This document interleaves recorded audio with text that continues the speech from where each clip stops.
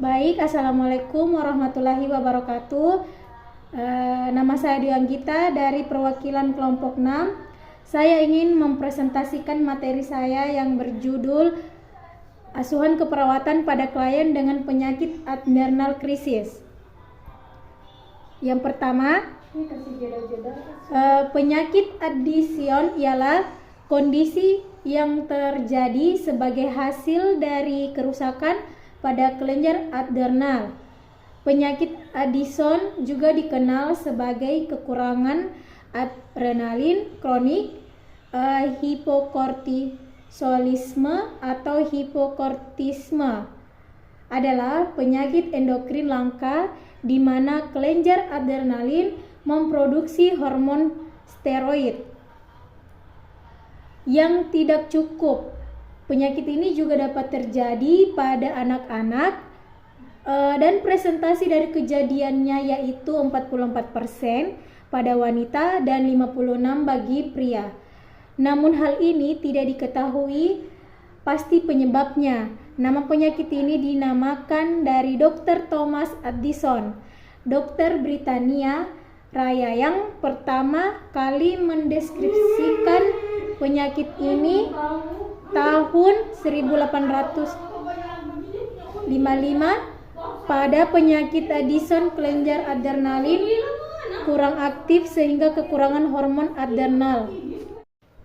Etiologinya, penyebab paling umum penyakit Addison adalah kerusakan dan menyusut atau atrofil dari adrenal cortex. Ada 3 penyebab paling umumnya, yaitu etiologi dari penyakit Addison untuk bagian primer. Yang pertama itu ada infeksi kronis, terutama infeksi jamur pada bagian kelenjar adrenal. Yang kedua, sel-sel kanker yang menyebar dari bagian-bagian lain tubuh ke kelenjar adrenal. Yang ketiga, amiloidosis, yaitu penyakit yang mengenal kelenjar adrenal akibat adanya penumpukan protein adenoid yang berlebihan. Terus yang keempat, pengangkatan kelenjar adrenal secara operasi. Terus etiologi dari penyakit Addison yang dalam bentuk sekunder, yang pertama itu tumor-tumor atau infeksi-infeksi dari area khususnya di bagian otak di kelenjar pituitari. Yang kedua, kehilangan aliran ke pituitari. Yang ketiga, radiasi untuk perawatan tumor-tumor pituitari. Yang keempat, operasi pengangkatan bagian-bagian dari hipotalamus. Yang kelima, operasi pengangkatan kelenjar pituitari. Terus yang terakhir, etiologi penyakit Addison dalam bentuk idiopatik, yaitu penyebabnya akibat komplikasi dari penyakit lain. Penyakit yang sering menyebabkan ia adalah penyakit TBC dan juga penyakit autoimun. Patofisiologinya itu ada 3, yaitu hipofungsi adrenokortikal yang yaitu menghasilkan penurunan level mineral glukokortikoid atau aldosteron, dan glukokortikoid yaitu kortisol dan androgen. Yang kedua itu penurunan aldosteron menyebabkan kebanyakan cairan dan ketidakseimbangan elektrolit. Secara normal, aldosteron mendorong penyerapan sodium atau Na+ dan mengeluarkan potasium atau K+.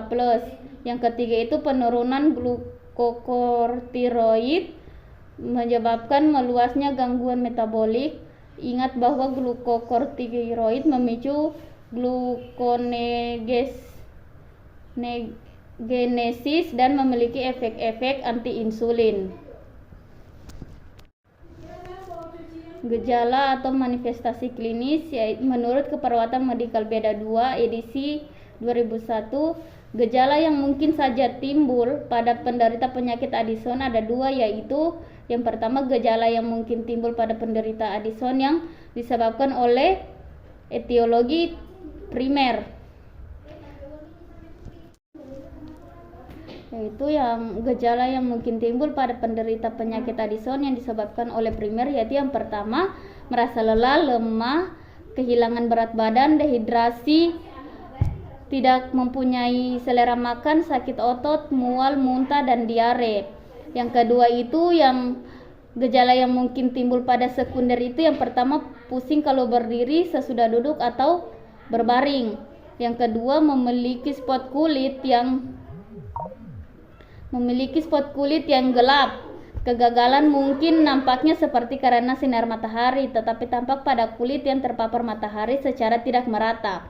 Yang ketiga, bintik-bintik hilang mungkin berkembang di balik dahi, muka, dan batuk, dan seorang kulit hitam kebiru-biruan. Pemudaran warna mungkin terjadi di seputaran puting susu, bibir, mulut, dubur, kantung kemaluan, dan vagina. Yang keempat, banyak menjadi tidak dapat mentolerir dingin. Selanjutnya, komplikasi dari penyakit Addison ini antara lain shock, termasuk akibat dari infeksi akut atau penurunan asupan garam, dehidrasi, hiperkalemia, hipotensi, dan cardiac arrest. Selanjutnya, pemeriksaan diagnostik. Diagnostik dari penyakit Addison tergantung terutama pada tes darah dan urin, tes diagnostik fungsi adrenal kortika. Selanjutnya, asuhan keperawatan yang pertama di pengkajian, yang kedua diagnosa, yang ketiga intervensi, yang keempat implementasi, dan yang terakhir evaluasi.